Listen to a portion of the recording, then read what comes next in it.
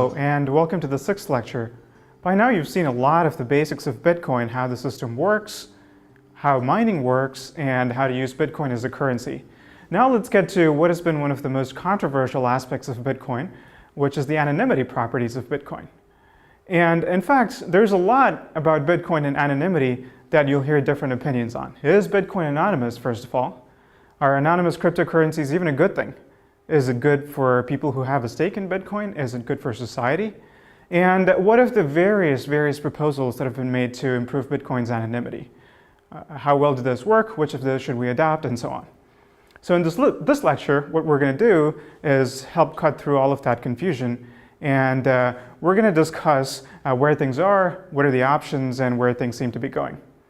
So let's start like this. Let's start with a basic understanding of what we even mean when we say anonymity in Bitcoin, and some of the overall concepts like how does anonymity tie into privacy? Is that a good thing or a bad thing? Can we only have the good aspects of anonymity without the bad? A variety of questions like that. And then we'll see a variety of proposals, some already existing and some that may be implemented someday, for improving Bitcoin's anonymity or creating different anonymous cryptocurrencies altogether. And what's interesting about them is that they offer a variety of increasing levels of cryptographic sophistication as we go down this list, and we'll learn to see what the trade-offs are and analyze the anonymity properties, how deployable these are, and so on. All right, let's get started. If you look online, you'll see there are a number of people in groups saying that Bitcoin is anonymous. There's no shortage of opinions on this. Let me just pull out one quote in particular. This is the WikiLeaks donation page. It says, in plain and simple terms, Bitcoin is a secure and anonymous currency. Is that actually true? Well, you'll also find a variety of opinions to the contrary. Again, I'm just pulling out one example. This is the Wired UK saying, Bitcoin won't hide you from the NSA's prying eyes. So how can we resolve this confusion? Let's look at what the word anonymous means. At quite a literal level, anonymous means without a name. And so what does that mean exactly? Well, there's two ways to interpret it. We know that in Bitcoin, addresses are public keys. You don't need to put in your real name in order to interact with the system. Or public key hashes instead of real identities. But we can interpret this property of being without a name in two different ways. We can interpret it as interacting without your real name, or we can interpret it as interacting without any name at all. Now, if you interpret it as interacting without your real name, then certainly Bitcoin is anonymous in that sense. But we do have these public key hashes that act as some sort of pseudo-identities. And so when computer scientists look at this situation, they don't use the term anonymous to describe this. They call this pseudonymity. And there's a very clear difference between the two, and it's an important one, and we'll see why in a second. You might wonder, yeah, even though you're using a pseudonym, which is your public key hash, you can create any number of them. You can have as many pseudonyms as you want. Does that make it anonymous? Well, the answer is not quite, and we'll get into that as well. Okay, so if computer scientists call this pseudonymity, what is anonymity then? Is there a clear definition of what it would take for something to be called anonymous? At a conceptual level, the answer is very simple. Anonymity in computer science is just pseudonymity together with unlinkability.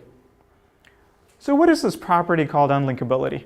At an intuitive level, we'll get into better definitions in a little bit, but at an intuitive level, what unlinkability means is that as a user interacts with a system repeatedly, these different interactions should not be able to be tied to each other from the point of view of some adversary. So you have to be talking about a specific adversary for this to even make sense. Now, this distinction here between full anonymity and mere pseudonymity is something that you might be familiar with from a variety of other contexts.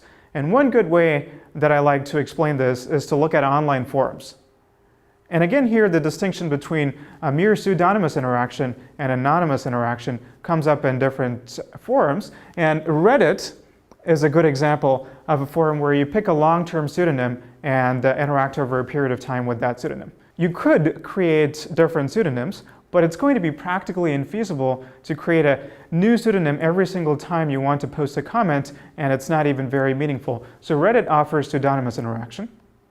The opposite of that, fully anonymous interaction, where you can make posts with no attribution at all, is the model that you typically have in 4chan. And there's a similar difference in Bitcoin as well, and Bitcoin is in the pseudonymous model more than the anonymous model. Okay, but let's talk about why this difference is important in Bitcoin. Why is mere pseudonymity not sufficient if you want privacy? After all, if you have pseudonymity, it seems like even if somebody can create a pseudonymous profile of all of your interactions on the system, they can't tie it back to your real identity. Well, here's the answer to that. It turns out that if you have this pseudonymous profile, it's pretty fragile. It's very easy for it to get linked back to your real identity at some point. And if that happens at any point, then of course, all of your transactions, past, present, and future, have been linked to your identity. So here are a couple of different ways in which that can happen. One is that a variety of Bitcoin businesses, online wallet services, exchanges, and others, even vendors in a lot of cases, are going to want your real-life identity in order to let you transact with them. Consider this analogy. You go to a coffee shop, you pay for your coffee with Bitcoins, and of course, if you're there in the store, then the person who's giving you your coffee sort of knows who you are, even if they don't actually ask for your real name. And so your physical identity does get tied to one of your Bitcoin transactions. And if that Bitcoin transaction then gets tied to all of your Bitcoin transactions, then that is a complete violation of anonymity. So this notion of a pseudonymous profile is very fragile. It could easily get compromised in a variety of ways. And also, even if such a direct linkage doesn't happen, these linked profiles can be de-anonymized due to side channels. What do I mean by side channels? Well, here's something that I find intriguing that might seem like a tall claim, but in fact such things have been known to happen.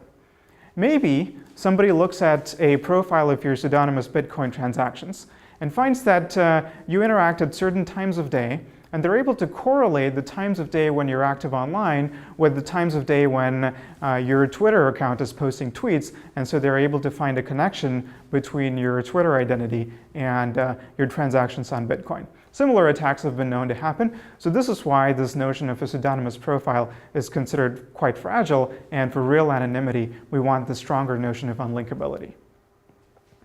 So let's try to define it in a little bit more concrete sense, what unlinkability means in the context of Bitcoin. And we can do that in a variety of different ways. One is that it should be hard to link together different addresses of the same user. Another is that it should be hard to link together different transactions made by the same user. Both of these seem intuitive. Look at this one though. It should be hard to link the sender of a payment to its recipient. This one might sound a little confusing at first, because if you interpret a payment as a Bitcoin transaction, then of course that transaction has inputs and outputs. And these inputs and outputs are inevitably going to be in the blockchain publicly and linked together. And so you might think that this is impossible to achieve. But if we interpret this notion of payment in a different way, not as a single direct Bitcoin transaction, but perhaps an indirect sort of payment that goes through a circuitous route of transactions, then one might imagine that the ultimate sender and the ultimate recipient of that payment might not immediately be linkable looking at the Bitcoin blockchain. So these are all somewhat more concrete, but still at an intuitive level, varieties of unlinkability that one might want to shoot for. But if you look at this last definition, it might still be not entirely convincing. Let's say that you pay for a particular product and it costs a certain amount of Bitcoin, and then maybe you send that payment through a circuitous route of transactions, but still you might think somebody looking at the blockchain must be able to infer something, specifically that Bitcoins left some address, a certain number of Bitcoins, and Bitcoins showed up at some other address. And these two might be slightly different because of transaction fees and so on, but roughly equal, and also roughly in the same time period, because there can't be too much of a lag between the sending and the receiving of a payment. And so clearly, even if we try to achieve this kind of unlinkability, it can be unlinkability between all possible transactions, but some smaller subset of transactions that look like each other. So let's make this a little bit more concrete now. And this is how we quantify anonymity. We usually don't try to achieve complete unlinkability, which is unlinkability among all possible transactions or addresses in the system. But instead, we go for something more measured. We try to maximize the size of our anonymity set. The anonymity set is the size of the crowd of other addresses or transactions that we're trying to hide in. So if I can be reasonably sure that with respect to some adversary, there are these 1,000 other transactions that look just like mine, and the adversary can't tell which one was mine, then that we might consider to be a pretty good level of anonymity. And to calculate this anonymity set, it's not trivial at all. It takes a few steps. You have to first define concretely what your adversary model is. And you have to reason carefully about what that adversary knows, what they don't know, and what they cannot know. And there's no general formula for doing this. It requires carefully analyzing each protocol and system and doing it on a case-by-case basis. I want to point out that in the Bitcoin community, often people carry out intuitive analyses of anonymity services, for example, mixing services that we're going to see later in this lecture, and often they come up with ways like taint analysis. This is an intuitive way that tracks the flow between a particular sending address and a particular receiving address. And intuitively, it might make a lot of sense, but if we consider it from the point of view of how we actually should calculate anonymity, taint analysis is not a very good measure of how much anonymity you get from a system. And the reason for that is that it assumes a particular type of attack the adversary might carry out, a rather naive attack looking directly for quantities of flow between a sending and a receiving address. And if your adversary were a little bit cleverer than that, then you might carry out taint analysis and think that you have a lot of anonymity in a certain situation, but in fact you might not. So the bottom line from this slide is that quantifying anonymity must be done in terms of the anonymity set, and in some cases probability distributions on top of that anonymity set, and it requires a careful analysis of the protocol in the system. You can't apply a simple formula. Okay, let's switch gears a little bit and talk about the ethics of anonymity. Why do people want anonymity? We've already seen a little bit the connection between anonymity and privacy, but let's make that very concrete. Now, in blockchain-based currencies, because all transactions are recorded on the ledger, they're totally and publicly and permanently traceable. And so if your identity ever gets linked to these transactions, you're in a situation where your privacy level is much worse than you get with traditional banking. Why? Because anybody might be able to carry out this type of de-anonymization attack, not specifically a company or a government that you might be worried about, any member of the public. And your transactions, since they're permanent, your loss of anonymity years down the line could affect all your transactions today and vice versa. So we really want anonymity to even get the privacy level of cryptocurrencies to the level that we enjoy with the traditional system. But also people hope that it can give us a new level of privacy. Of course, we have to acknowledge the concerns as well, and one of the major concerns is money laundering and all of the bad things that that can enable.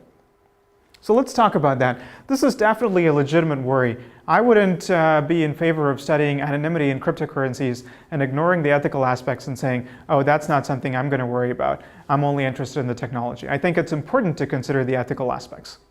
There's one item of comfort that I will offer, though. If you look at how things stand currently in Bitcoin, the difficulty of things like money laundering is not necessarily because the blockchain is not so anonymous and so it's easy to trace flows, but instead the difficulty stems much more from the fact that moving large flows into and out of the currency rather than within Bitcoin is what is really hard. In other words, cashing out is hard. And so anti-money laundering efforts have great promise if they're focused in this part of the system. And the good news is that all of these attempts to improve anonymity in Bitcoin don't affect this part of the equation in any way. And so I would recommend that Bitcoin researchers and developers coordinate efforts with anti-money laundering efforts by law enforcement and others so that the technical aspect of Bitcoin anonymity can be relatively separate from law enforcement and legal aspects and so on. Nevertheless, one could try to ask, can't we design the technology in such a way that only the good uses of Bitcoin anonymity are allowed and the bad uses are somehow permitted? Well, this turns out to be a quite common conundrum in computer security and privacy. In a lot of scenarios, we want something like this, but it never turns out to be possible. Why? Because these different uses that we're talking about that we perceive as being very different morally are going to be almost identical technologically. And if we want to encode some sort of moral rules into the technical rules of the system that are going to be automatically enforced by miners, it's not even clear how to do that. And so hence my recommendation of separating out the technical anonymity properties of the system with the legal principles that we put on top of it in terms of how people use that currency. It's not a completely satisfactory solution, but it's perhaps the best way we have of trading off the good with the bad. I do want to point out that this is far from the first time that we're considering this dilemma. It's come up in the context of Tor, an anonymous communication network. And anonymous communication enables bad actions at least as much as anonymous moving of funds does. And so Tor has really had to grapple with this problem. In a very simple and single picture, Tor is a communication network that routes messages between a sender and a receiver through a network of nodes. But further, through some clever encryption, ensures that as long as at least some of the nodes in that network are honest, then the adversary is not going to be able to link the sender to the receiver.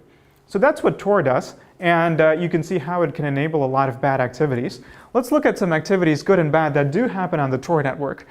It's used, first of all, by normal people who want to protect themselves from being tracked online by marketers or various other privacy properties online when they're browsing websites. It's used by journalists and activists and dissidents and so on, and so that's clearly an important use case. It's also used by law enforcement, because if they wanted to do an electronic sting operation, then you want to be able to visit websites without revealing that your IP address is coming from a law enforcement block.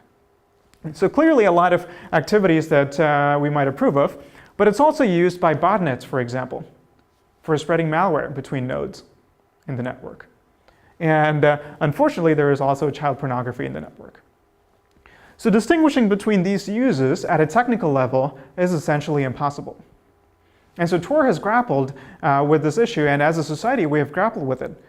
And by and large, we've concluded that it's better for the world that the technology exists than it doesn't. And in fact, one of the main funders of Tor is the US State Department. They're interested in it because Tor helps dissidents in other countries who might be fighting oppressive governments and so on. And in fact, recently there was a news story about the FBI having a successful string of sting operations against people using Tor for child pornography. And so, of course, we have to remember there is a level above the technology that law enforcement can exploit, a variety of ways to get to people who are using these systems for bad purposes, and so it preserves a sense of balance. So let's switch gears a little bit once more. Let's look at the history of anonymous eCash. Even though with Bitcoin these questions are quite controversial and there are debates about how anonymous exactly Bitcoin is and what are the options and so on, this is not the first time that we've thought about anonymous cryptocurrencies at a technical level. These efforts have quite a long history. In fact, all the way back in 1982, more than 2 decades ago, cryptographer David Chaum proposed something called blind signatures that helped him develop anonymous electronic cash. So what are blind signatures? Blind signatures are a two-party protocol. Two parties communicate with each other, and at the end of that, one party has produced a digital signature of some input without actually knowing what that input is. I know it sounds a little bit like magic, but I encourage you to look it up. It's not that sophisticated at a technical level. It's quite simple to understand if you work through the details, but since I'm not actually going to go into the details now, let's for the moment assume that this works by magic. So assuming that we have blind signatures, how can that help us achieve an electronic cash protocol? That's what David Chaum did. And as we go through this protocol, try to see if you can spot any other flaws with it other than the anonymity properties or lack thereof. It's quite a simple protocol. I'm going to show it to you in just one slide. Now, imagine that there is a bank, and this is a protocol for anonymous eCash through blind signatures. Imagine that there is a bank, and the bank stores various things in its database. In particular, it stores these two tables. The first table has a mapping of users with the balance that they have in their bank account. These balances don't refer to any sort of cryptographic currency. It's just a plain old number sitting in a database, just like your actual bank account or PayPal or something like that. In addition, it has another table called spent coins, and you'll see in a moment what this means. Let's say that a user now wants to withdraw an anonymous coin from the system. And now this is where the crypto magic is going to come in. So the user wishes to withdraw an anonymous coin of a standard denomination. Let's say that that's $1 denomination and all of these values refer to dollars. So the first thing that the bank is going to do on receiving this request is deduct this user's balance. It's gone down from 10 to 9 in this example. The next thing the user and the bank are going to do together is execute a two-party protocol, a blind signature protocol, at the end of which the user, having picked a random serial number of a coin, that's what's being depicted here. This is a serial number for an anonymous coin, and the user was completely at liberty to pick that number. She did, and then they executed a protocol, at the end of which the user has received a signature of this serial number, but in such a way that the bank did not in fact learn the serial number. The bank had no idea what number it was signing. It just knew that it was some number that it signed. Right? And now this signed number represents an anonymous token. This is a token that the user can pass around to another user. So let's say that she wants to make a payment to another user. What she'll do is send to that user not only the signed token, but also the plain text value of the token of the serial number. And what the receiving user will do immediately is the following. She will immediately contact the bank and try to deposit this anonymous coin.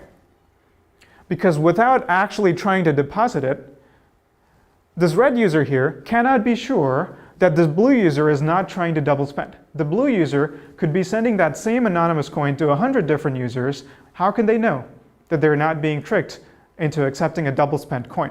The way they're sure is when the red user receives the coin, they have to immediately contact the bank to verify if it's valid or not.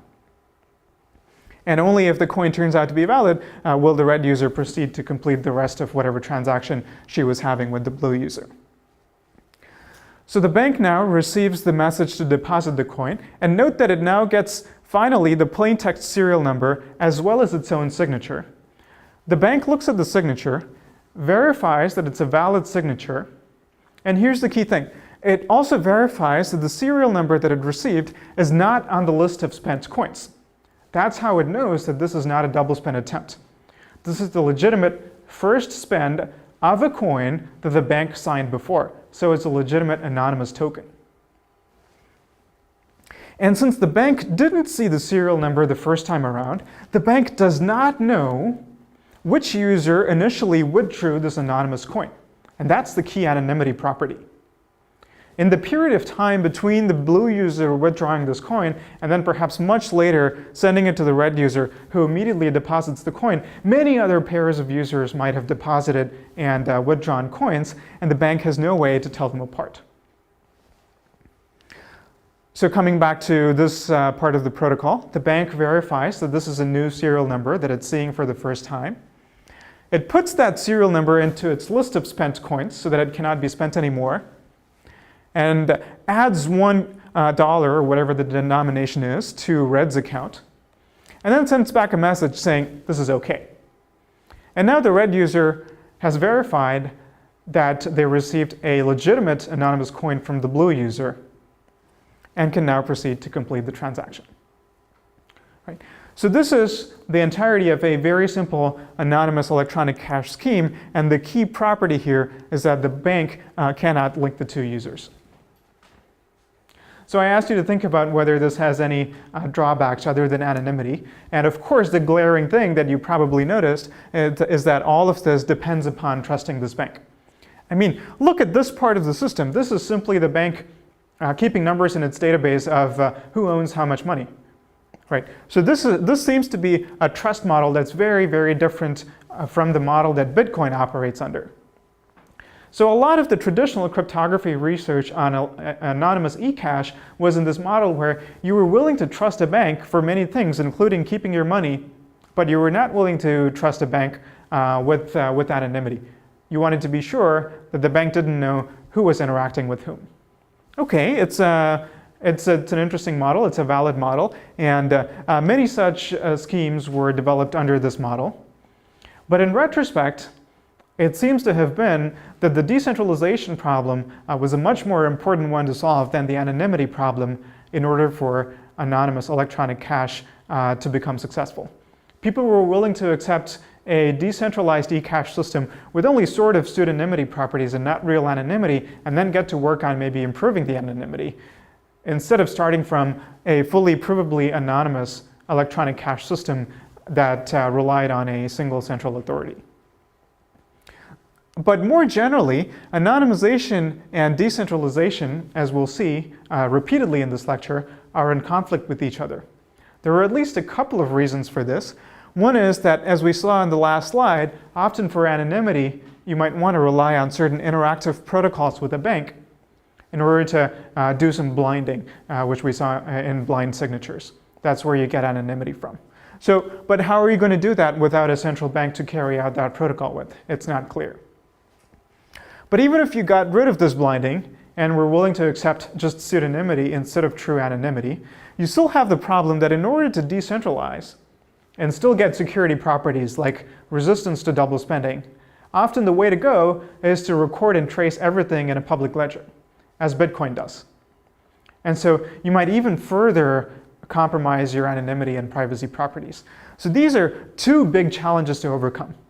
And as we'll see much later in this lecture, Zerocoin and Zerocash are cryptographic, anonymous, decentralized electronic cash schemes that have some similarities to the blind signature-based protocol that I showed you earlier, but some of the giant challenges that they have to tackle involve these two limitations. All right, I said several times earlier that Bitcoin is only pseudonymous, and so all of your transactions or addresses could get linked together. Let's now go in and see how that might actually happen. Let's in fact start from WikiLeaks again. I showed you a quote from them saying Bitcoin is a secure and anonymous digital currency, and this is actually the page that was taken from. This is their donations page. And here you'll see that in addition to this blurb about Bitcoin being secure and anonymous, they have a donation address over here. This is, of course, the hash of a public key. You've seen things like this in previous lectures. But they also have this interesting refresh button right next to that. What do you imagine this refresh button might do? Well, as you might expect, if you click on that refresh button, it'll give you an entirely new donation address. Let's go in and take a look at that. So a totally new address popped up on the page. So what is going on here? What WikiLeaks is doing is it's making sure that each time a person visits the page, each time a person wants to visit the page and make a donation, they send that donation to a totally new public key that WikiLeaks creates just for that purpose. So here, WikiLeaks is taking advantage of the ability to create new pseudonyms, new public keys to the maximum. Every single transaction that they receive, they want to receive it at a new address. And in fact, this is the Bitcoin best practice for anonymity, to always receive new transactions at a fresh address. So you might look at this and think, surely then, these different addresses must be unlinkable. You receive a transaction over here, and then much later you spend it by sending it to somebody else. You receive another transaction at this address, and then you send it to someone else over there. So how might somebody link? Well, here's the key. Let's imagine this scenario. Alice, a customer, goes to a big box store and wants to buy a teapot. So in this scenario, Alice has a few Bitcoins lying around with these different denominations, and the store lists the teapot for a price of 8 Bitcoins. That's a pretty expensive teapot at today's exchange rate, so imagine that's centi Bitcoins or something, if you like. At any rate, Alice has these different addresses and wants to pay for the teapot. How is she going to accomplish this? She doesn't actually have an address with 8 Bitcoins sitting in there. And so what she's going to do is she's going to combine several different input transactions into a single transaction in order to pay 8 Bitcoins to the store. So this reveals something. For somebody who's looking at this transaction that gets recorded permanently in the blockchain, they're going to think, aha, 2 different inputs to this transaction. That could only happen because both of these input addresses are under the control of the same user. They were able to use their wallet software to create a transaction that combined both of them into one. So in other words, shared spending is evidence of joint control of 2 different addresses. And it doesn't stop there. This is not just about linking 2 different addresses that are inputs to a transaction. You can do that transitively, and every time Alice has a whole cluster of addresses that have been linked, and then she creates a new transaction that combines one of those addresses with a new address, you can add this new address to the cluster. Right. So this is the first insight behind being able to link transactions together. And we'll see later on that an anonymity technique called CoinJoin works by violating exactly this assumption. But if you assume that people are just using regular Bitcoin wallet software, not doing anything special on top of it, then this technique tends to be pretty robust. And this has been explored in a variety of research papers. And just a note about this lecture, a lot of what we're going to be discussing today gets into the frontiers of where the research knowledge are. So a lot of this, the state of the art, may have advanced in a few months or a few years. So every time I talk about a technique that we know from a particular research paper, I'll give you a reference to that paper so that you can look it up. You can look up papers that cite it, and you can build up that knowledge on your own. Now, in particular, one of the papers that used this technique used it for a particular purpose. There was a well-publicized Bitcoin theft a few years ago, and what they wanted to do, the authors of this paper decided to see how this thief has been moving Bitcoins around between multiple addresses of his own. And so this is that paper in question. It's called An Analysis of Anonymity in the Bitcoin System. And so this is one of the first major research efforts that did what we call transaction graph analysis. So you can use the techniques that I showed you in previous slides, and you can draw a lot of these pretty graphs and deduce that this represents the thief moving money around between his own different addresses. This is the thief sending money to someone else, and various things like that. I haven't yet shown you anything that allows you to link any of these clusters to real-world identity, but let's defer that question for a bit. Let's defer that question and go back to the scenario of Alice and the teapot. So let's look at it again. Maybe the teapot has gone up in price to 8.5 centibitcoins. So what is Alice going to do now? She can't combine any subset of her transactions or her addresses to produce the exact amount of change necessary for purchasing this teapot. So instead, what she's going to do is exploit the fact that transactions can have any number of inputs and outputs, and create a single transaction that looks like this. It combines these two inputs to produce this output that goes over here, and another output that goes to an address that she herself owns. And this is called a change address, which you saw in a previous lecture. This presents a conundrum for an adversary who's looking at this. The adversary might be able to deduce that these two addresses belong to the same user. He might suspect that one of these addresses also belongs to that same user, but has no way of knowing which one that is. In this particular example, the change address is a small amount, but it doesn't have to be that way at all. Alice might own an address that has 10,000 bitcoins and might spend a little bit on the teapot and might send most of the rest of it back to her in her own change address. And these transaction outputs don't have any particular ordering in the blockchain. That order is not meaningful at all, so it's not clear what the adversary might do. It's not clear how the adversary might determine which addresses change in a multi-output transaction. So what is the adversary to do? There's another pretty cool technique for this, again from a research paper, which I'll tell you about. But the technique is this. The authors call this idioms of use, and they exploit idiosyncratic features of different wallet software. For example, one thing they found is that most wallet software use an address as a change address only once. That means that this, in fact, seems to sort of follow Bitcoin best practice for anonymity in a sense. If you have a new transaction where you need to create a new change address, don't use an address that you've already used before as a change address. Create a new address and use it for this purpose. Right?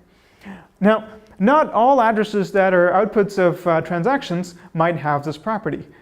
Going back to the example of the big box store, the store might advertise a long-term address at which it wants to receive bitcoins instead of receiving bitcoins at a different address every time. So not every non-change address has this property, that it's used only once as a change address, but every change address does have that property. So they used this, and they found that it works pretty well. On the other hand, this has some limitations. It just happens to be a feature of wallet software. And so there are a lot of false positives that might creep in to these clustering techniques if you use techniques like this. So it required a lot of manual intervention. Nevertheless, they were able to use the technique that I showed you before, which is clustering shared inputs together, as well as a few heuristics for change address detection. And then what they were able to do is they were able to look at the entire Bitcoin transaction graph and create some giant clusters that they hypothesized belonged to various major service providers. And here's what that graph looks like after applying these two heuristics. And this is the paper in question. This is by Sarah Mickeljohn and others as a whole bunch of authors of this paper. Now, this graph looks very interesting here. The sizes of these circles represent the amount of money flowing into those clusters, and the number of edges going out of a cluster represent the number of transactions. Let's try to just stare at this for a second and see if we can guess what some of these major service providers and other clusters of nodes might be. This huge one here that dominates in transaction volume compared to any other cluster, given that this paper was written in 2013, we might guess that it's Mt. Gox, which was a very prominent exchange at the time that later went under. We might also guess that this little one here, that only has a little bit of transaction volume, in spite of having a very large number of transactions, sort of corresponds to the profile of the gambling service, Satoshi Dice, because the way that it works is you send a tiny amount of Bitcoins and you either win that bet or you lose that bet, and so you might get double the Bitcoins or none of the Bitcoins. So that's the gambling service Satoshi Dice. We might guess that it's this one here, we might guess that it's Mt. Gox, and so on. But this kind of guessing is suboptimal. The authors wanted some sort of reliable way of identifying what are the service providers corresponding to each of these clusters. How did they do that? Well, one idea you might have is you might think, oh, why not just go to the Mt. Gox website and see what address they advertise for receiving Bitcoins? Well, that doesn't quite work because they're going to advertise a new address for every single transaction. And if you just go to the website, look at the address, and actually don't complete that transaction, you don't send Bitcoins there, then they're simply going to discard that address. They're not going to reuse that address for another customer. In other words, that address will never get used. You simply won't find it in the blockchain. So what's the way around this? Well, the only way to reliably infer addresses that are associated with a service provider is to actually transact with that service provider, which is exactly what the authors did. They went ahead and bought a variety of things and interacted in a variety of other ways with a bunch of service providers comprising 344 transactions in all. Mining pools, wallet services exchanges, various merchants, even gambling sites, and so on. And they got a bunch of cool things to show for their efforts, and Mickeljohn informs me that in fact the cupcakes were really good. At any rate, the authors used this very clever technique to go ahead and label the major clusters in the graph that I showed you on the previous slide. And so this is what the labeled graph looks like. In fact, this was Mt. Gox, as we might have guessed. This was Satoshi Dice, but a lot of the others would have been very difficult to guess. And by actually transacting with these services, they were able to identify most of these service providers. So already now, we've seen something pretty interesting beyond just clustering and being able to put labels on the clusters. So the next question is, sure, you can do these labels for these major service providers. Can you put labels for individuals? In other words, connect little clusters corresponding to individuals to their real-life identities. Well, there's at least a couple of different ways in which that can happen. One is intuitively what I told you right at the beginning. You could simply interact at a coffee shop or with some other merchant so they learn some transaction or some address that corresponds to you, and they might use that to tag your cluster. There are at least a couple of other ways in which this might happen. And one is that there's high centralization in these service providers. So the intuition here is that most users in the course of normal usage of Bitcoin over a period of months or years are going to interact with at least one of those major service providers that were labeled in the previous graph. So if somebody wants to identify a cluster corresponding to a particular user, there's a very high chance that they're going to be able to identify a transaction that ties that cluster with a known labeled cluster, and then they can go to that service provider, and if they have the appropriate authority, subpoena that service provider, or if they're a hacker, try to hack into that service provider, and so on. And so this is one major avenue in which regular users can get de-anonymized because they eventually inevitably interact with one of these major easily identified service providers. Another one is simply carelessness. A lot of users end up posting address information in forums. They might post one of the Bitcoin addresses that they own, for example, to receive donations when they're posting comments on forums. Now, that might be because these users are not worried about getting de-anonymized. It could also be because they don't realize that posting one of their addresses is almost going to inevitably allow somebody to connect all of their different addresses together. Okay, so hopefully I've convinced you that there are clever ways that an attacker might utilize in order to not only link different addresses or transactions belonging to a user, but go from there to real-world identity. And our experience, our history of these de-anonymization algorithms shows that they only get more powerful with time and more auxiliary information, as we call it, for attackers to utilize in order to link together to get to users' identities. So this is something to worry about if you care about privacy. Before we look at how to make things better for anonymity, let's look at a completely different way in which users can get de-anonymized.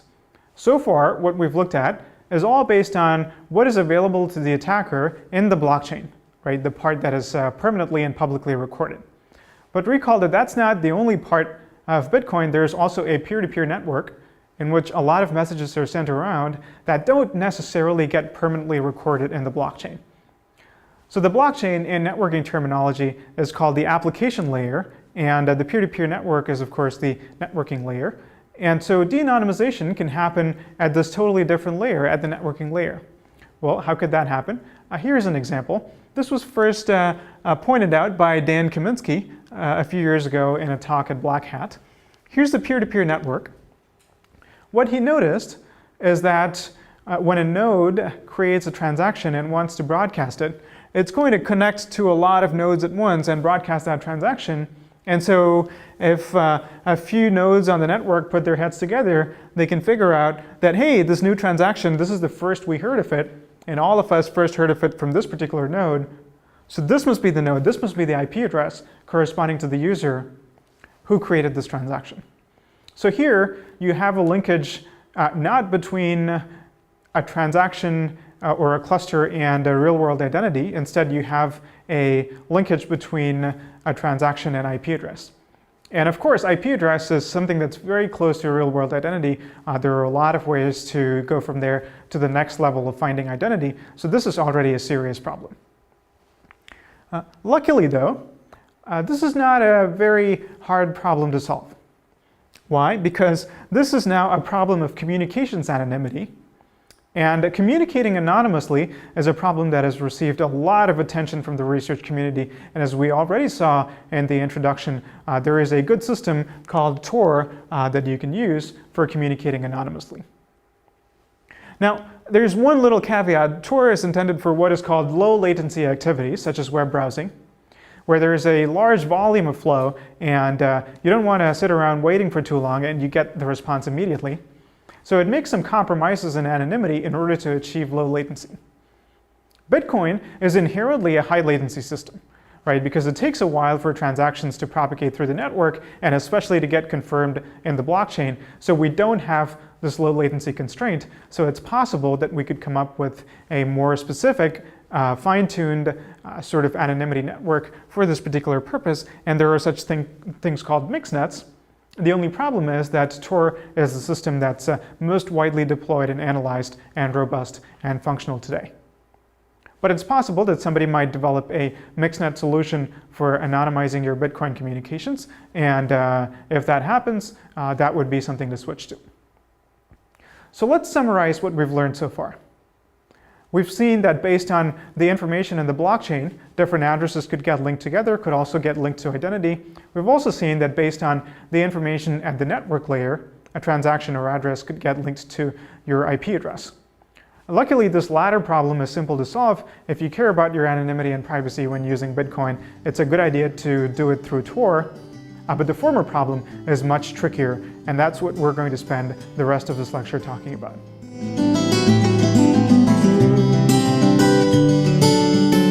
So there are a variety of solutions to inhibit what we've been calling transaction graph anonymization, or transaction graph analysis, pardon me.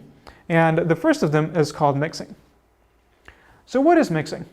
Well, the intuition behind this is very, very simple. It's the same intuition that comes up in a lot of contexts, which is that if you want anonymity, use an intermediary to route your communications or your funds or whatnot. So let's look at what that might look like visually. Here's an intermediary, and in a second we'll get to who these intermediaries might be. But assume that there is some intermediary, some service, that allows users to put in bitcoins. But the key property that it gives you is that after these bitcoins have been put in, it forgets who put them in and treats its entire store of bitcoins as indistinguishable from each other. And in fact, it might further combine them all into one giant transaction, or it might further mix them or split them and merge them in different ways, whatever. But the key property is that when users later come in to withdraw their bitcoins, it's not tied to the coin that they put in. They're going to get some other, say, randomly picked deposit that the intermediary received. So when these three users come back, they're going to withdraw these coins in a random order. And so somebody looking at this in the blockchain who doesn't have the records that the intermediary might or might not store, just from the publicly available information in the blockchain, is not going to be able to link the ultimate input addresses to the ultimate output addresses corresponding to the same user. So that's the intuition behind intermediaries. Now, looking at this, does that strike a chord? Have we seen in previous lectures something that offers services that are similar to this, that allows you to deposit bitcoins and then withdraw them later at a later time? You might recall that this is exactly what online wallets do.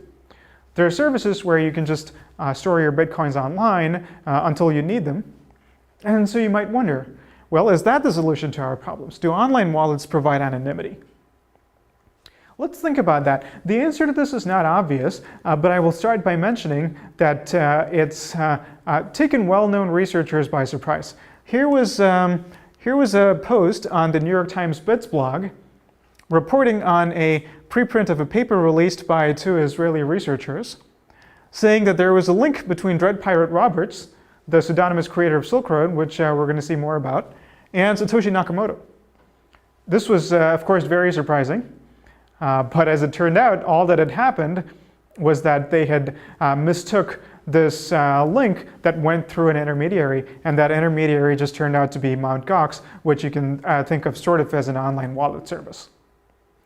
And so a few days later, this other post was published at the same venue. See if you can spot the difference.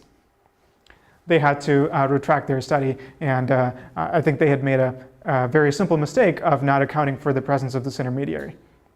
So it's clear that at least in some sense, online wallets provide some sort of anonymity because at least somebody tried to make a connection between an input and an output address and completely failed at that.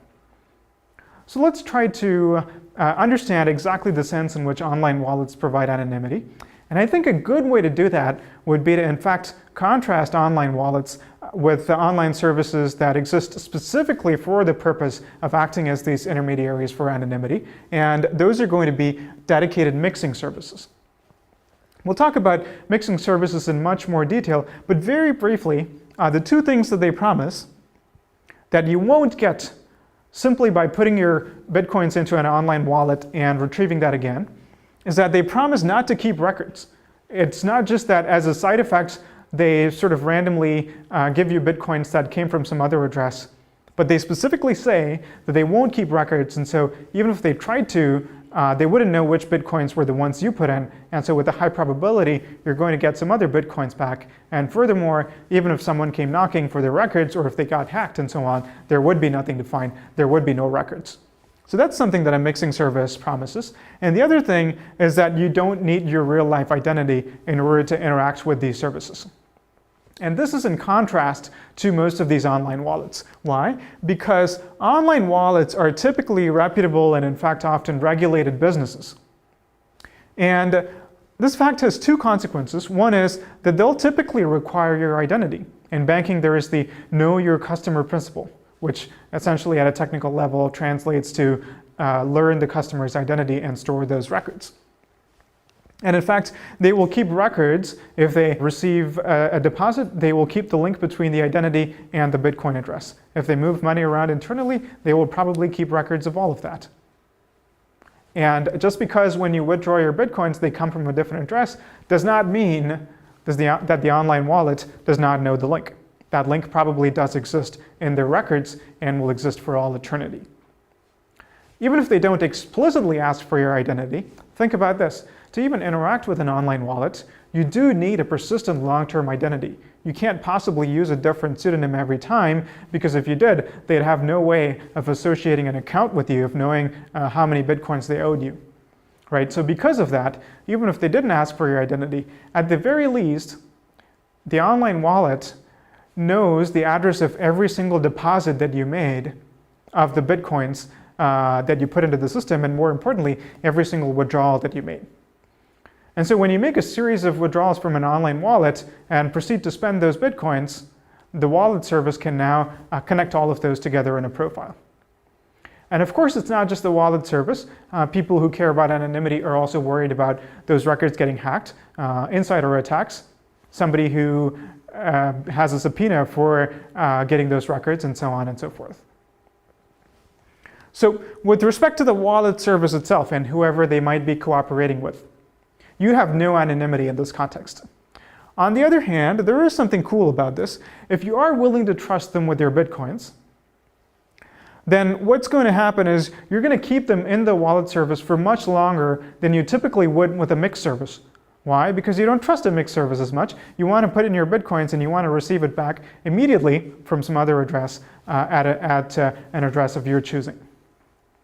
Right? So unlike that, for an online wallet service, you're going to have a bigger anonymity set.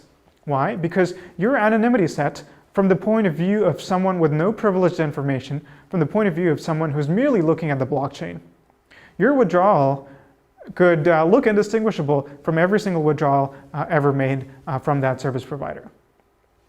So with respect to the wallet service, you have no anonymity. With respect to everybody else, you have a bigger anonymity set than you possibly would with using a mixing service, or at least with using a single mixing service.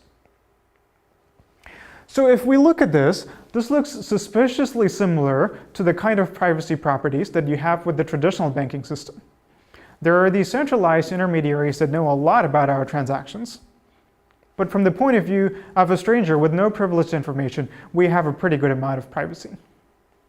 So even if this gives you some sort of anonymity, it's almost at best what you get with the traditional system. And so those are not the kind of people who are typically looking for anonymity in Bitcoin anyway. If they were happy with the anonymity properties of the traditional system, they would have probably stayed with that system. And so generally, people who are looking for anonymity properties in Bitcoin simply do not want to accept the trust requirements that these online services, online wallet services require. And they don't want the sort of anonymity properties that it gives you. They don't want to have to trust that service with their anonymity.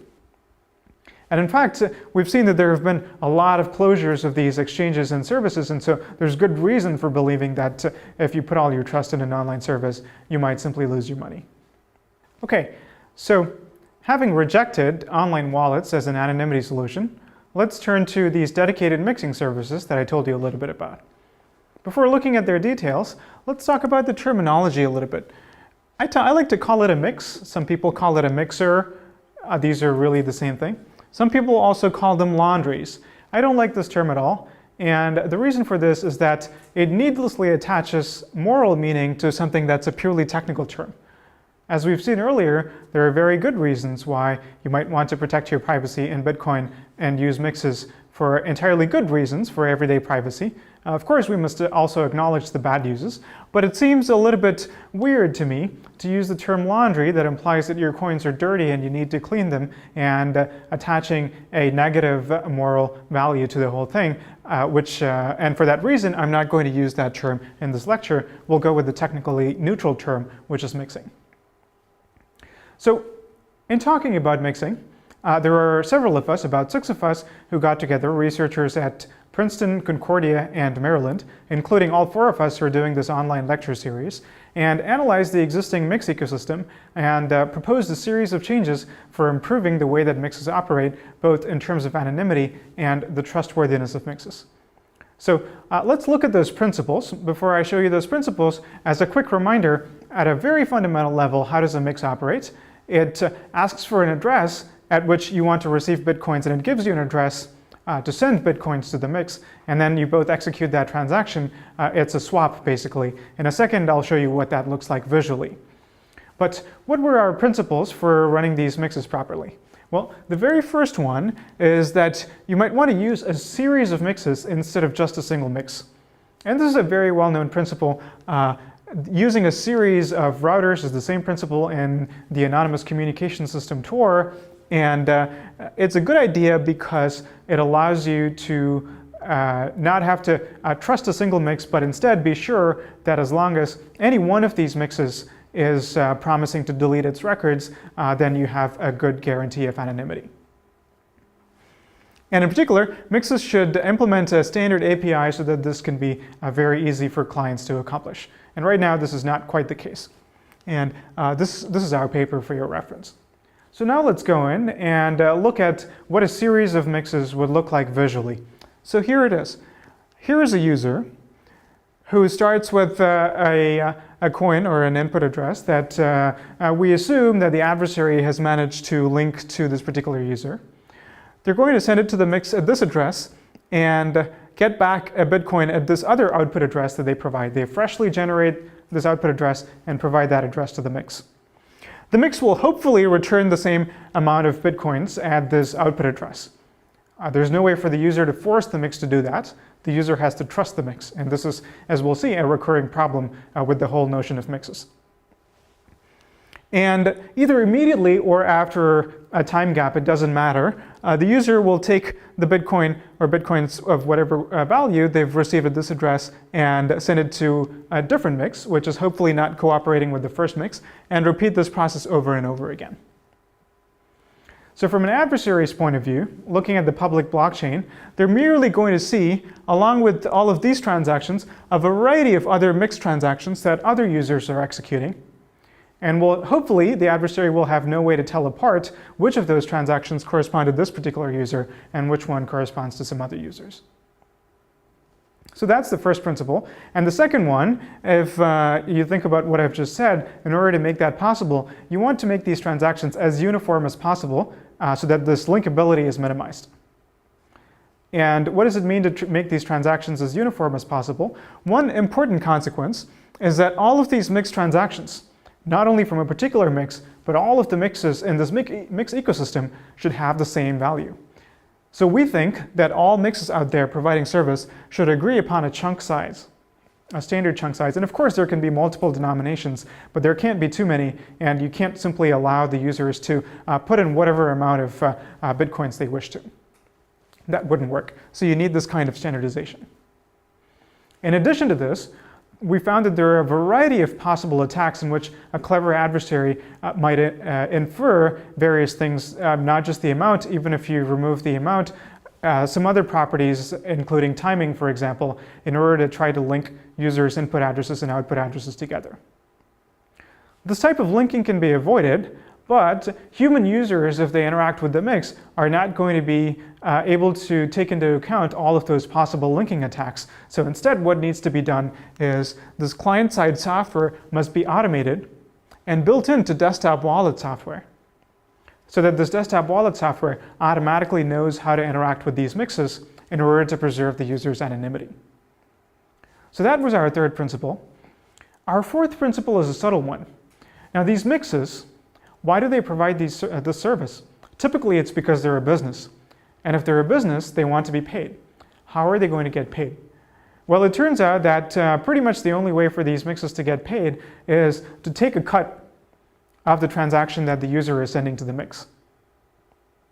That seems a bit weird because if a mix takes a standard percentage, then an adversary might be able to use that to link the input transaction and the output transaction.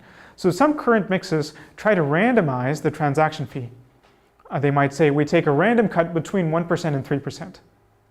We found that this is not a good idea either, because if you put that through a chain of mixes, then the amount of the value in the chunk is going to dwindle in a predictable way, and this is an important side channel for the adversary. So what is a way to avoid this? We proposed that these mix fees should be all or nothing. In other words, the mix should either swallow the whole chunk with a small probability, or should return the whole chunk. So if the mix wants to charge a 0.1% mixing fee, this is, by the way, very different from the transaction fee that mining nodes charge. This is a mixing fee on top of that. So if the mix wants to charge a 0.1% mixing fee, then 1 out of 1,000 times, the mix should swallow the entire chunk. And 999 times out of 1,000, the mix should return the entire chunk without taking any mixing fee. This is a tricky property to accomplish, which means that the mix should generate a random number in a way that can convince the user that the mix is not cheated in generating this random number, and has genuinely flipped a coin which has a 99.9% chance of coming up one way versus the other. But we do show how to do this using cryptography in a way that both parties can be satisfied has worked correctly.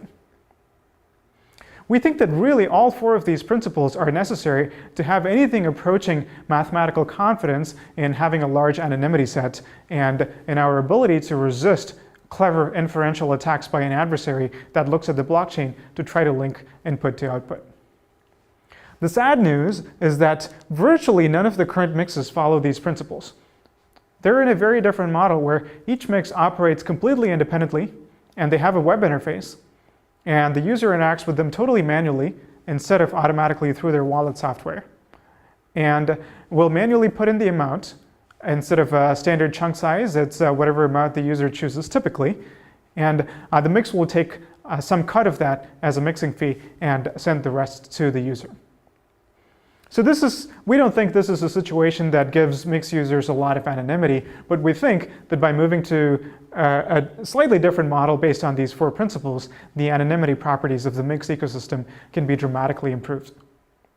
All right, so through these 4 principles, we've seen how the anonymity properties of mixing can be improved, but there is still one major problem, which is that users still have to trust these mixes. So again, we had a few ways that we talked about in our paper for what to do about this. Mixes can do several things to improve their trustworthiness. One is that simply by staying in business for a long time and not stealing users' money, they can build up a reputation. You might wonder, does this reputation count for anything? Because it's simply a matter of he said, she said. In fact, a mix operator can claim that a competing mix operator stole all their money, even if that did not in fact happen. Well, generally reputation systems in the real world manage to operate even though there can be conflicting claims that are made. In this context, for example, users might learn to only trust the word of prominent members of the Bitcoin community who they think have the best interests of the ecosystem at heart. Another way is that in the system that we proposed, the chunk sizes are going to be so small that in the regular course of mixing, users are going to mix a pretty huge number of chunks. Or at least the system can be configured in that way so that the chunk sizes are relatively small. So in that context, if a mix has even a 1% probability of stealing a user's chunk, then after 100 or so interactions with small chunk sizes with a particular mix, the user is going to know, the user is going to detect the theft, and so the user will learn to never use this mix again. And so the system might sort of correct itself by users testing mixes for themselves for trustworthiness. An important thing to keep in mind here is that the chunks that users are sending to mixes have typically already been through other mixes. So the mix itself can't know which user the chunk is coming from. And so the only thing the mix can do is to essentially steal randomly from users. The mix can't steal from a particular user. So from the user point of view, on average, they won't suffer losses that are more than the average rate at which the mix steals. So they don't have to worry that a mix might particularly have it in it for that particular user and steal all of their money. There's no way that that can happen. So that's what I mean when I say users can test this for themselves. And finally, we proposed a cryptographic mechanism where the mix can issue sort of a promissory statement to the user that once it receives a chunk at a particular address, it will send a chunk back at some other address that the user provides. And so if the mix fails to keep this promise, our idea is that the user can publicize this warranty and everybody will know that a particular mix is cheated. And so everybody will stop using this mix and the mix will lose business. And in combination, all of these three mechanisms provide incentives for mixes to act honestly. So these were our calculations anyway in our proposal. We haven't proved that this will work in practice. That remains to be seen. All right. On that note, let's quickly look at how things are in practice right now. It doesn't seem that there are any reputable services providing dedicated mixing that users have learned to trust, or at least enough to use on a regular basis.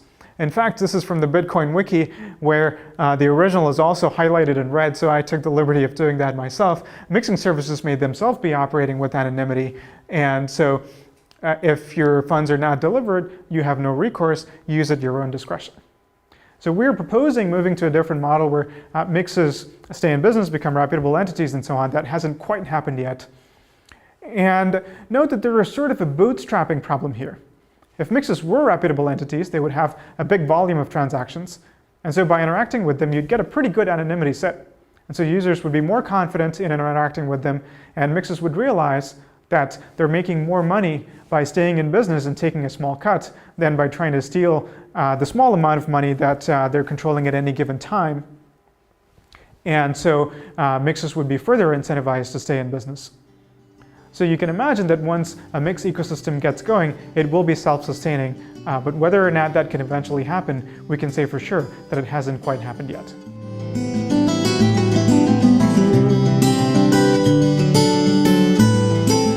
So the fact that this mix ecosystem currently doesn't exist is a big part of the reason why many people have proposed decentralized mixing. And there are a variety of reasons for decentralized mixing, some of which we've talked about, in that there is no bootstrapping problem. So the reason there's no bootstrapping problem is that in decentralized mixing, you don't go through a particular dedicated mix service. Instead, you find a community of peers who all want to do mixing. And somehow, without any central coordination, or at least a central service that collects your funds, you manage to mix with each other. So that avoids the bootstrapping problem, because as long as there is enough interest from Bitcoin users, they can meet with each other and start mixing. How to do that, we'll see in a second. Also, theft is impossible, and this is enforced through technical means because nobody is explicitly sending Bitcoins to another user. Again, we'll see how this is accomplished. It could possibly provide better anonymity, and we'll look into more details on that as well. And finally, I just want to point out that this is just more philosophically aligned with Bitcoin. If you can get rid of having to have a centralized service for some purpose, then there are a lot of users who are Bitcoin users who find that appealing. So how might this work? The main proposal for decentralized mixing is called a coin join, and this is something that was proposed by Greg Maxwell, who's a core Bitcoin developer, who we'll meet again in the next lecture, actually. So what he proposed is different users coming together to create a single Bitcoin transaction, and what are the outputs of this transaction, we'll see in a second, but somehow create a single Bitcoin transaction that combines all of their inputs, presumably of equal value. Now let's think about this for a second. What is necessary in order for these three users to create a single transaction? Well, one way of thinking about it, we might imagine that in order to produce a signature, somebody has to collect all three private keys. That's not actually how it works, though. In Bitcoin, all the signatures corresponding to the different inputs are totally separate. So each input signature is entirely separate. So what it allows the users to easily do is create different inputs that correspond to different users and also different output addresses that correspond to different users and randomize the order between them. So in this situation, maybe the users participating in the protocol might necessarily have to know which input address corresponds to which output address, although we'll see in a second if we can avoid that as well. But certainly someone looking at the blockchain, looking at only this single transaction, even if they realize that this is a coin join transaction, will not be able to find the mapping between the input and the output. It's that simple. That's the essence of CoinJoin. Of course, this is just one round of mixing. On top of this, you have to apply the same principles that we talked about before. So the principles that I discussed, they're not only for centralized mixes, they apply essentially with very few modifications even to the CoinJoin scenario. So you want to do a sequence of CoinJoins. You want to make sure that these chunk sizes are standardized so that you don't introduce new side channels, etc., etc. Okay, but let's look into the single transaction though. Exactly how would this work? There are a lot of details that are still not clear. So let's look at this in algorithmic form. So if we write it out like this, what needs to happen is that a group of peers who all want to mix somehow need to find each other. That's the first difficulty. And then they have to exchange their input and output addresses with each other. And one of these users, it doesn't matter who, will construct this transaction. Not yet a signed transaction, but just the transaction that corresponds to these different inputs going to these different outputs. And then they'll pass it around to collect signatures from each of the peers. Now, if the peer who constructed the transaction were disruptive and, for example, left out one of the peer's outputs, then the whole thing will collapse, because when that particular peer gets the transaction in order to sign it, they will simply refuse to sign, and the process will not be able to go forward. But if everything's okay, everybody acts honestly, then the transaction is constructed, and now any peer, again, doesn't matter who, can broadcast the transaction to the network. Two of them could do it independently, it doesn't matter. The transaction will, of course, be counted only once. So that's it, that's the whole protocol. The entire security property comes from each peer checking that their output address is represented, and that their output, of course, receives at least as much value as went in from their input. So that seems simple enough, but what are the remaining problems here? Well, there are three problems. One is, how did this group of peers find each other? Right? And the second is that, as I described in the previous slide, this protocol involves each of these peers finding out the mapping between inputs and outputs, or at least one of those peers. So that seems like a problem. In fact, I want to point out that this is a worse problem for decentralized mixes than for centralized mixes. And why is that? In the centralized mixing case, you could hope that these different mixes are run by entirely different entities who are not colluding with each other. And at least in some cases, these will be reputable real-life entities who you would imagine have incentives not to collude with each other because they have different goals or for whatever reason. Again, the reasoning is similar to Tor. You have a variety of different types of people who are running Tor nodes. They don't all have the same incentives, so we imagine that they're not all going to collude with each other, and also that they're not all going to get compromised by the same attacker.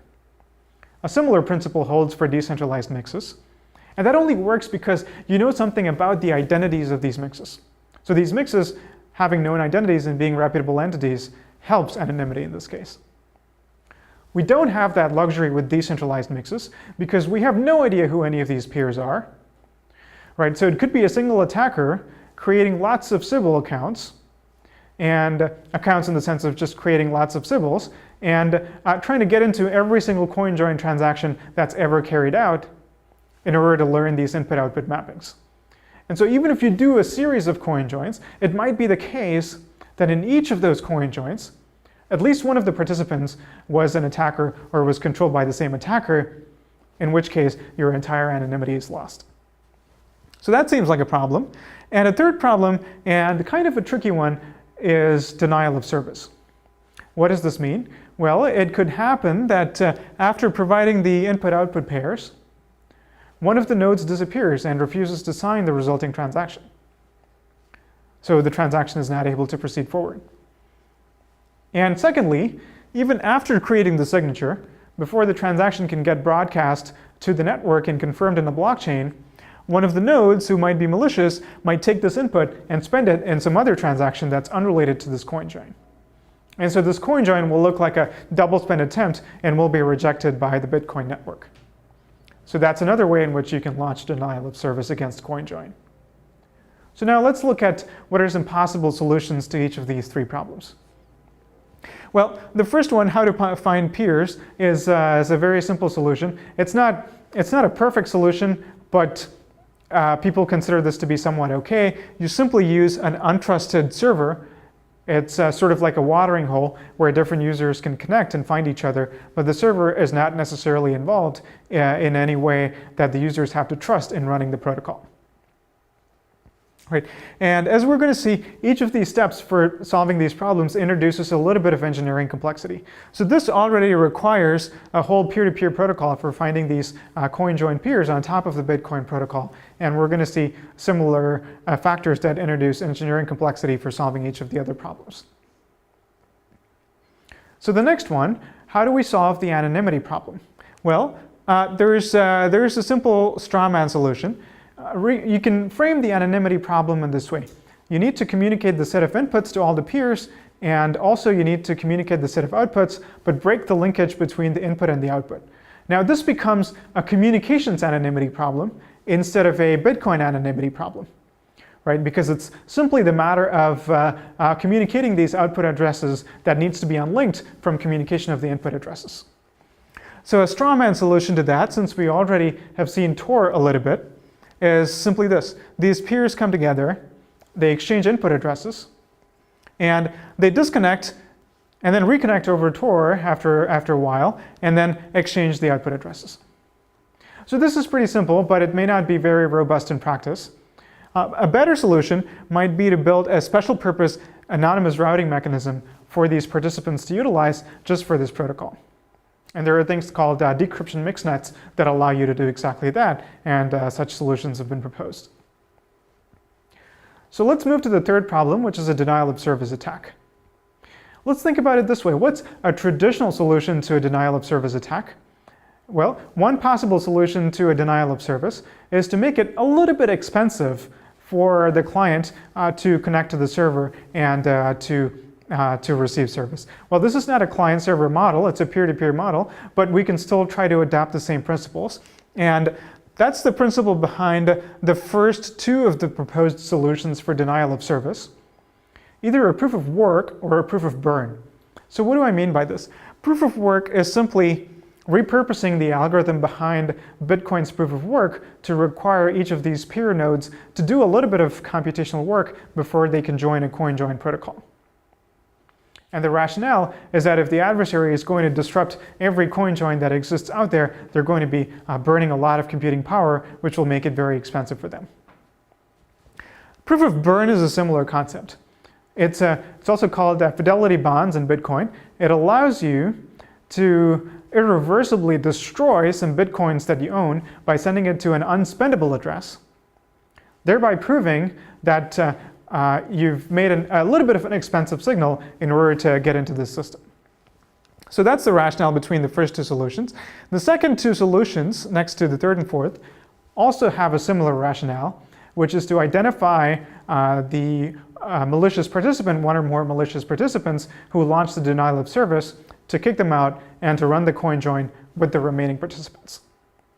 And that could be done if you trust the server a little bit to carry it out. It could also be done in a purely decentralized manner, like this paper called Coin Shuffle proposed. And they came up with a cryptographic blaming protocol for doing this. And it involves something called zero knowledge, where you learn at least one of the players who misbehaved without necessarily learning much more about what happened. And then the rest of the peers can then redo the protocol. At various points, I've talked about side channels, so let's look at an example of that. And I want to point out that these side channels can be very tricky. Not all the mixing in the world can save you from what I call high-level flows that could be identifying. And here's a neat example of this. Let's say user Alice receives a very specific amount of Bitcoins, let's say on a weekly basis as income, and has the habit of always automatically and immediately transferring, let's say 5% of that to her retirement amount. Right? So think about the patterns that will be visible on the blockchain here. No matter what she does to obscure the link between the address at which she receives her income and the address to which she transfers to her retirement account, the patterns here are going to be uniquely identifying because this is a very specific value. And the 5% of that is also going to be a specific value. And there's also a timing pattern. Every time money appears here, every time money goes to this address as well. So this is a problem. How do we protect ourselves from this? Well, one suggestion that has been proposed is not only in the context of mixing, but even in the context of regular Bitcoin wallets where users are not even trying to do any mixing, is by Mike Hearn, and he calls this merge avoidance. Merge avoidance is a very simple idea. When users want to do payments, the proposal is that instead of creating a giant transaction that combines as many inputs as necessary in order to pay the entire payment to a single address, why not have a protocol by which the receiver can provide multiple output addresses, as many as necessary, and the sender and receiver can agree upon denominations. And the sender can avoid combining different inputs and can make a variety of different transactions that send money from different input addresses to different output addresses. Right? So this avoids a lot of the problems both of high-level flows, because even these multiple input and output addresses cannot be linked to each other, so an adversary might not even be able to observe the fact that this is a high-level flow that's happening, but also avoids problems like clustering addresses together because of evidence of shared spending. And this is a proposal that one could think about incorporating right now into Bitcoin-based payment flows in order to improve anonymity for everyone.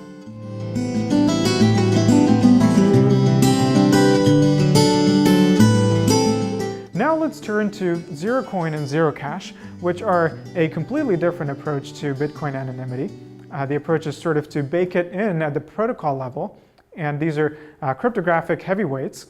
And so Zerocoin was first developed by cryptographers at Johns Hopkins, and later on they started collaborating with other researchers around the world who had been developing a very efficient cryptographic technique that would enable making some of the cryptographic operations in Zerocoin more efficient, and that resulted in Zerocash. As you'll see, these techniques provide a qualitatively different level of anonymity than mixing solutions that sit on top of Bitcoin. But what's the catch? The problem is that this is not quite backward compatible with Bitcoin. Zerocoin and Zerocash are going to require altcoins.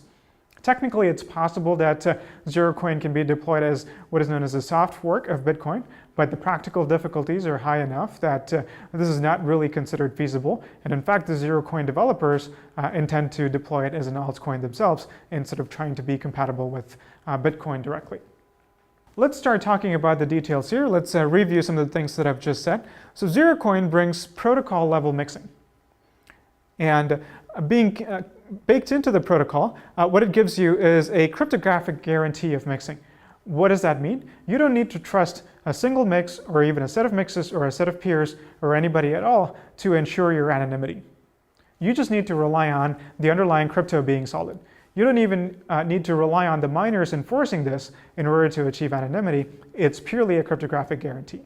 So that's really great. That's qualitatively better than what we have so far. And of course, it's not currently compatible with Bitcoin. And here's the paper if you want to look it up.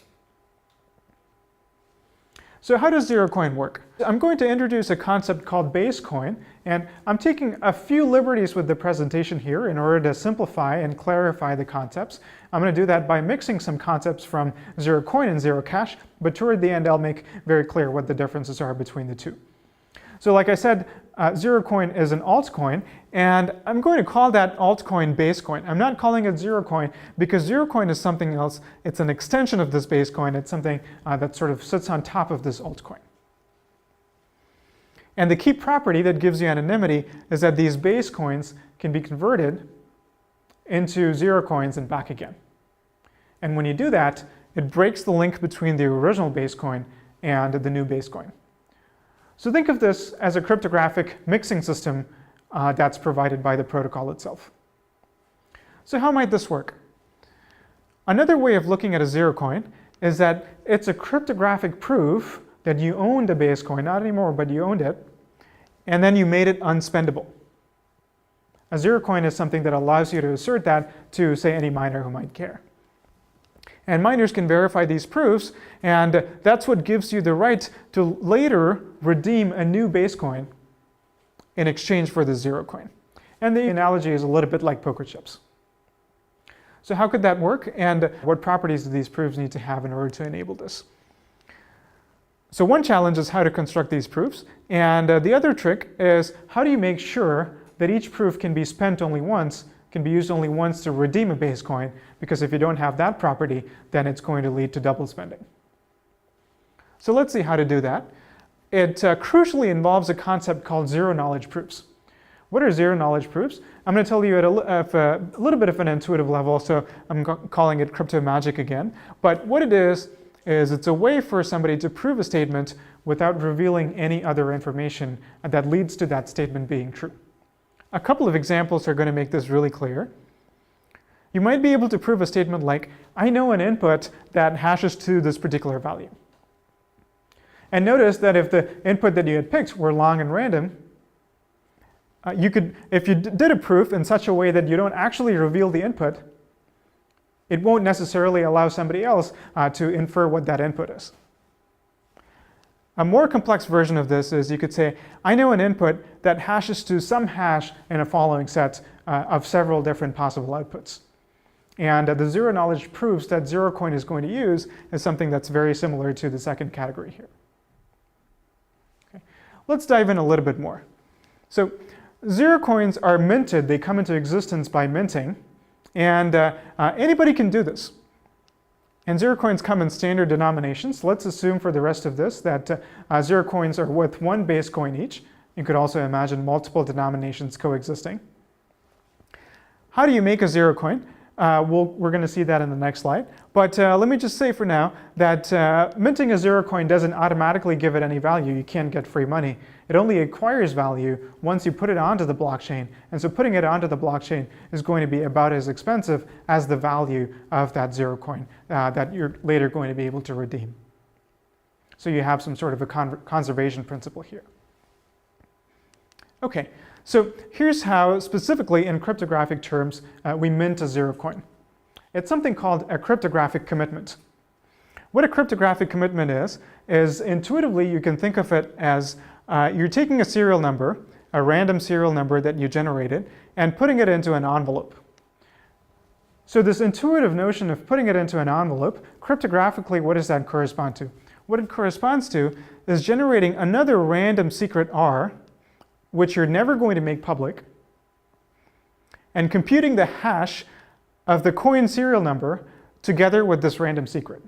Now this is a little bit of a simplification, but it really helps you understand the properties of the system, so let's go with this description. So what just happened here? You generated arbitrarily, just like you generate Bitcoin public keys, a serial number for your Zerocoin. And if it were long and random, hopefully no one else has ever picked that same serial number before. And you also generated this other random number that you're going to keep secret. And intuitively, generating a commitment to this serial number corresponds to putting it in an envelope and sealing it. And mathematically, it happens by computing the hash of the serial number together with this random value. Okay, once you've generated this commitment, what do you do with that? Well, the next step is to put that commitment onto the blockchain. That's when the Zerocoin sort of becomes real, and doing this requires, in a sense, burning a base coin and making it unspendable. So in concrete terms, how would that work? You've got the blockchain over here, and one of those transactions might be a mint transaction, and if you zoomed in, it would be a transaction that's signed by Alice, who created this Zerocoin, who minted this Zerocoin. And what we saw earlier in the structure of transactions is that over here, you would have the recipient's public key or the recipient's address. Instead of that, here you have this cryptographic commitment. And just like before, just like a transaction having a pointer to a previous transaction, the same structure is carried over for Zerocoin transactions as well. So what has happened here? We've spent this base coin in order to mint this Zerocoin. And this commitment, this sealed envelope that we've put into the Zerocoin, is what is going to allow us to redeem that Zerocoin later in exchange for a base coin once again. So how does that work? To spend the Zerocoin later, you will reveal that serial number that you put inside the envelope. And what miners will do, it's their job to verify that the serial number has not been spent before, that the serial number has not been revealed as a number that was put inside some other envelope. That's what prevents double spending in the system. Next, you'll create a zero-knowledge proof that we just talked about.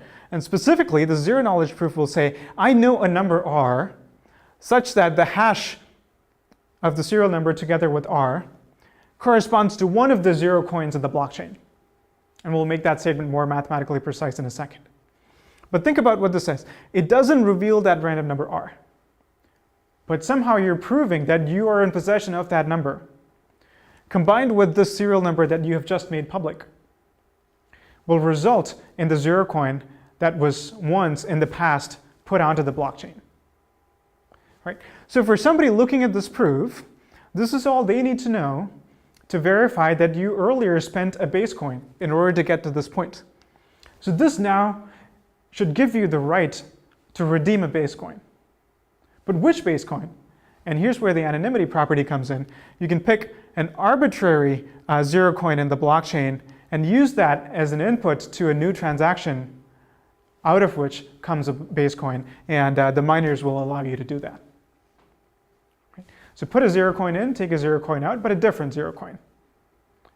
And all that anybody needs to know is that you have the right to do that because you put in some 0 coin in the past. It doesn't matter which 0 coin. And you can't do that twice. You can't do a spend twice corresponding to a single mint because the serial number now will become public. And there's only one serial number corresponding to one 0 coin. And you only know the serial number is corresponding to your 0 coins and not anyone else's 0 coins. Great. So where does the anonymity property comes from?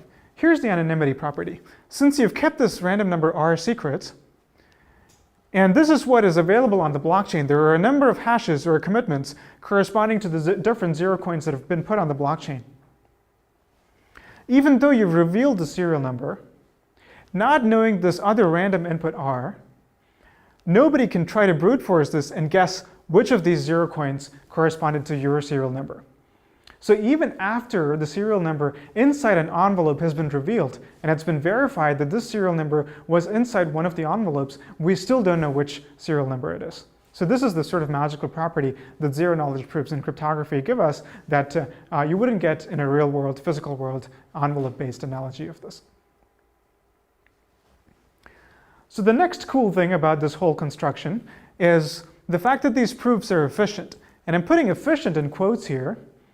And the sense in which they're efficient is that compared to what we know of zero-knowledge proofs and have come to expect on them, it's quite an achievement that these proofs are as efficient as they are. However, compared to the efficiency of Bitcoin transactions themselves, these are in fact quite slow. So it occupies a space in between those two. So exactly what I mean by efficient, the reason it's efficient is that it manages to avoid being linear in the number of 0 coins on the chain, even though that is what you would expect. Why is that what you would expect?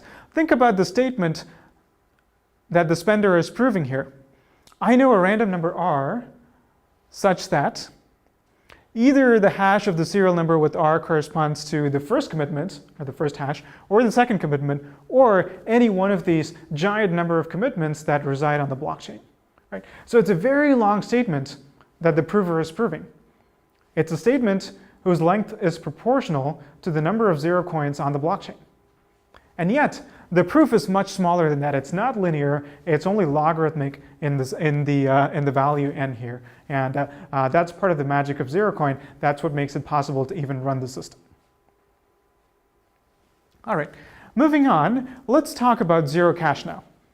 Zerocash kind of takes the cryptography sort of to the next level. It uses a cryptographic tool called SNARKs, which we won't get into at all. But the upshot of the use of these more efficient cryptographic constructions for proofs is that the efficiency gets to a point where the authors suggest that you can in fact run the whole system without having any base coin. All transactions can be done in this zero-knowledge manner. You don't need to have separate expensive transactions that are used only for mixing and a set of regular everyday transactions that you use when you don't want special anonymity properties. That distinction is now gone. The claim is that you can run all of these transactions inside these envelopes, and what I mean by that is the following. All transactions are zero coins, and so Zerocash becomes untraceable in a sense because there is no base coin. And the reason for that is that splitting and merging of coins are also transactions that are supported in Zerocash itself without going to base coin. And in particular, the transaction values, the transaction amounts, you can put those inside the commitments. Those won't be visible on the blockchain anymore. The only thing that the ledger records publicly is the existence of these transactions. You know that Alice put in some transaction. You know much later that Bob redeemed some transaction who might be the same user, might be a different user. But the only people who need to know what the amount is are the sender and receiver of any particular transaction. The miners don't need to know that.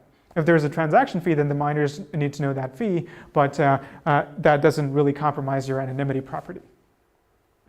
Right? So the ability to run Zerocoin in this different configuration, where it's not two different coins anymore, it's not a base coin with a mix layer on top, but instead an entirely untraceable system of transactions, puts Zerocash sort of in the next level when it comes to anonymity, because a lot of the possible side channel attacks that were true for mixing, that were true to a certain extent at least for Zerocoin, are no longer true for Zerocash because the transaction amounts will no longer be visible in the public ledger. But that almost sounds too good to be true. A completely untraceable electronic cash system. It is ledger-based, but the ledger doesn't record anything that might compromise anonymity or privacy. Well, there is one catch. Here's the catch in Zerocash. It requires a certain setup process to even set up the system. Specifically, one needs random and secret inputs in order to generate the public parameters. Think of those as public keys, except that these are giant public keys. They're over 1 gigabyte in size. And not only that, not only is the size a bit of a problem, these secret inputs for the security of the system then have to be securely destroyed so that nobody knows what those secret inputs were that were used in order to generate these public parameters. That seems like a bit of a problem, and the reason that no one can know them is because if somebody knows them, it doesn't mean that they will be able to compromise anonymity, but they will be able to create new zero coins for themselves, and nobody will be the wiser, which is also an equally bad problem for the currency. So it's kind of an interesting sociological problem here. How could some entity set up the system and then convince everybody that they have securely destroyed the parameters that were, of course, necessary in order to set up the system? So it's not entirely clear how that can be solved. There have been various proposals for it, but at the moment, we don't have a very clear idea of how to go forward on this. So what have we seen so far in all of the different efforts to improve anonymity in Bitcoin? Well, if we put them on a line, as I'll show you in a second, we see that there are 5 clearly different levels of anonymity that we've seen in different proposed solutions. And what are these? So let's look at not only the levels of anonymity that these systems provide, but also the deployability of these systems. Let's start with Bitcoin, which is already here. It's only pseudonymous. It doesn't even aspire to be really anonymous. And we've seen that pretty bad transaction graph analysis are possible. I showed you many beautiful graphs with the clustering of different addresses, and in many cases, how to go from those addresses to identities. So not a lot of anonymity provided by Bitcoin. The next level is simply using a single mix, sort of in a manual way in which people are doing right now with some of these dedicated mix services. And that still allows you transaction graph analysis because, as you might remember from the 4 principles that I gave you, if you don't have this automated system that has uniform chunk sizes and so on, a lot of transaction graph analysis is still possible. In addition, you have to worry that this mix might not be trustworthy, is storing records, and might be sharing them with other people, and again, could get hacked, etc. The third level that we saw is a chain of mixes. And this can be in a centralized model or a decentralized model. It doesn't matter. Both models give you roughly the same level of anonymity. But where really the anonymity improvement comes in for this one compared to a single mix is that you have these standardized chunk sizes, and you have a series of mixes, and you have a variety of other bells and whistles on top of it, like automated clients and so on. And for this, some side channels are still possible, not as bad as before. Transaction graph analysis is no longer that easy. And you still have to worry about an adversary who might collude with multiple mixes, or in the decentralized model, some peers that might be malicious and compromise your anonymity. This is, of course, perfectly backward compatible with Bitcoin, could be deployed and adopted any day. Hasn't quite happened yet in a way that we would consider to be truly anonymous. And then we saw Zerocoin, which is cryptographic mixing baked into the protocol, doesn't depend on anybody promising to destroy their records or anything like that. You just need to trust the math. So that's a whole different level of anonymity. In my opinion, it still has some possible side channels, but it's not as bad as the other mixing-based solutions that we saw where it's not baked into the protocol. And Zerocoin, of course, as we saw, is an altcoin, so it's not quite Bitcoin compatible in a way that one might hope. And finally, Zerocash. The difference between Zerocash and Zerocoin is not so much at a fundamental mathematical level, but because of the fact that you can run Zerocash in a configuration where you get rid of the base coin altogether, and the efficiency is not too bad in that configuration. And so what that gives you is untraceability, which is something on top of unlinkability. So that's a new anonymity property. And there really aren't any anonymity attacks that I can think of, at least. But the downside, of course, is that not only is an altcoin, but it also has this very tricky setup process that we don't necessarily know how to make progress on.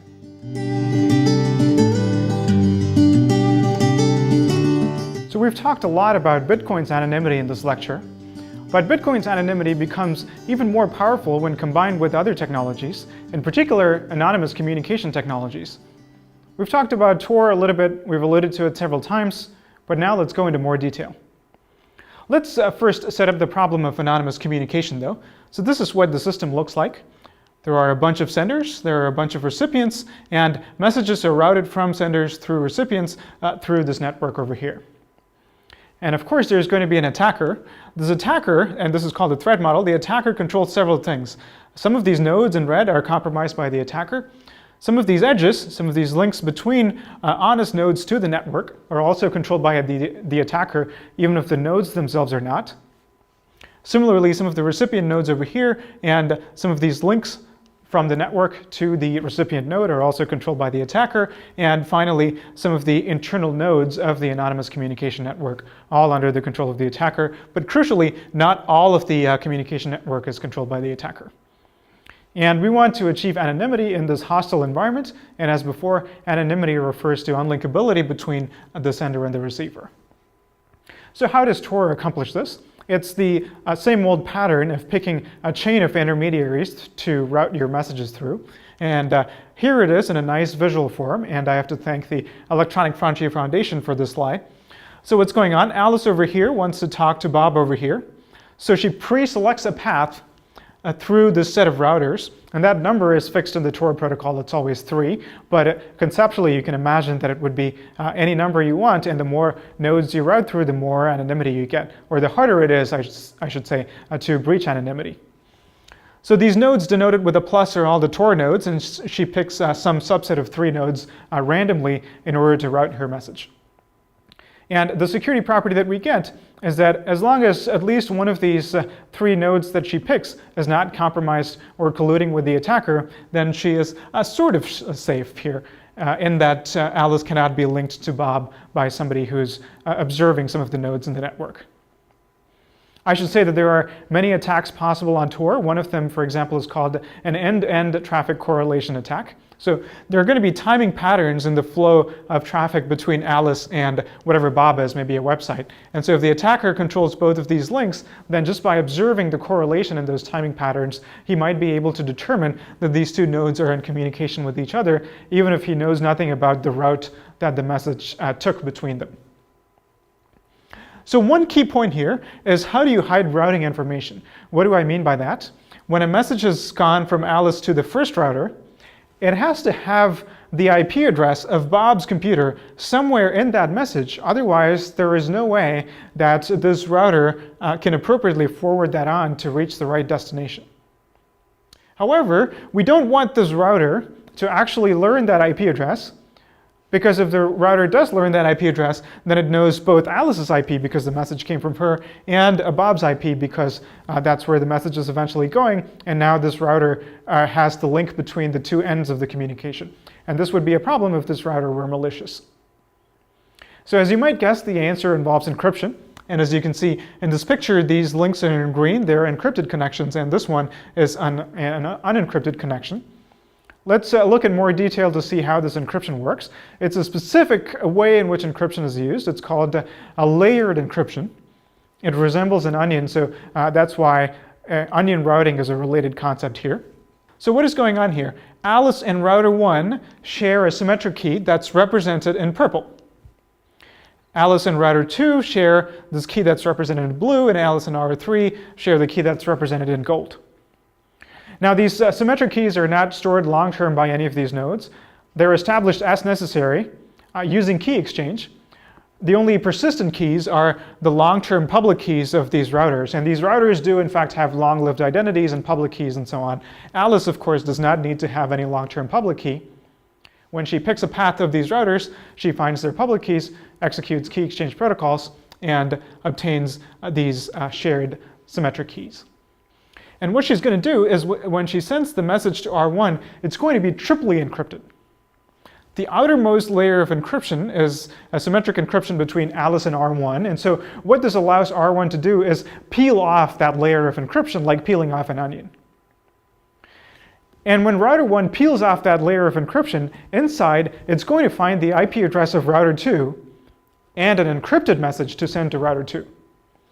And it's going to forward that. Router 2 peels off a further layer of encryption, and then to router 3, further layer of encryption. Now the message is unencrypted, consisting of the plain text message as well as Bob's IP address. And so router 3 now sends that message in plain text to Bob.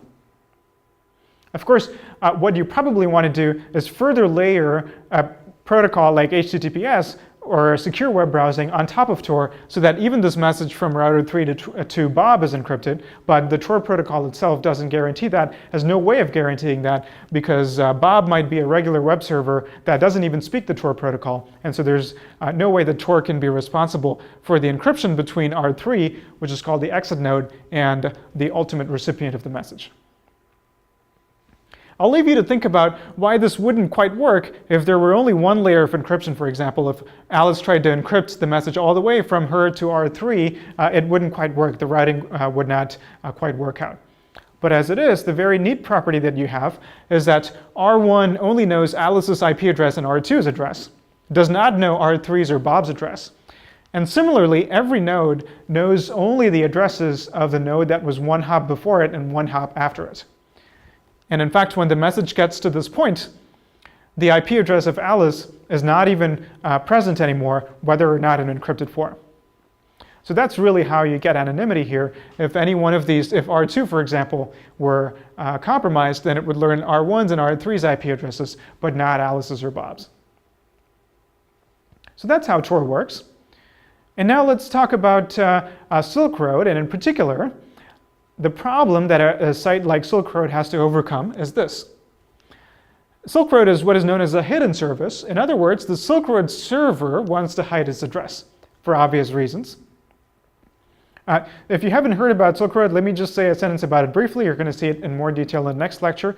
Silk Road was a website that operated for a couple of years. It was an anonymous marketplace. It sold a variety of goods, but the thing that it was most known for is selling drugs. And because of the pervasive anonymity, or at least pseudonymity in the system, the idea was that it was very hard for law enforcement to go after. And the story of what happened next I will leave to the next lecture, but let's look at the technology that made something like Silk Road possible and the implications of that. So here is a simplified algorithm by which a server can keep its identity hidden and yet provide services through Tor. What it does is it connects through what is called a rendezvous point, which is one of the Tor routers, through Tor. And then what it's going to do is it's going to publish the mapping between its name, its domain name, and the address of the rendezvous point through directory services that the Tor system offers. And these domain names are not your regular DNS domain names. That wouldn't work because it's this whole parallel system of routing. And so these are called onion addresses, and they're going to look like this long string .onion. And notice that it looks a lot like Bitcoin public keys. And it's for sort of the same reasons. It's because anyone can generate one of these. And now the client will have to learn the onion address of the site that it wants to visit. When the Silk Road existed, if you wanted to go to Silk Road, you couldn't type in silkroad.com. That wouldn't make any sense because Silk Road is not even available over the regular web. Instead, you would have to, through some manner, and this was a widely known address, you would have to find, this is not Silk Road's address, by the way, this is the onion address of DuckDuckGo, a search engine that offers privacy and anonymity. But you would find a similar address that belonged to Silk Road and put that into your Tor-enabled browser.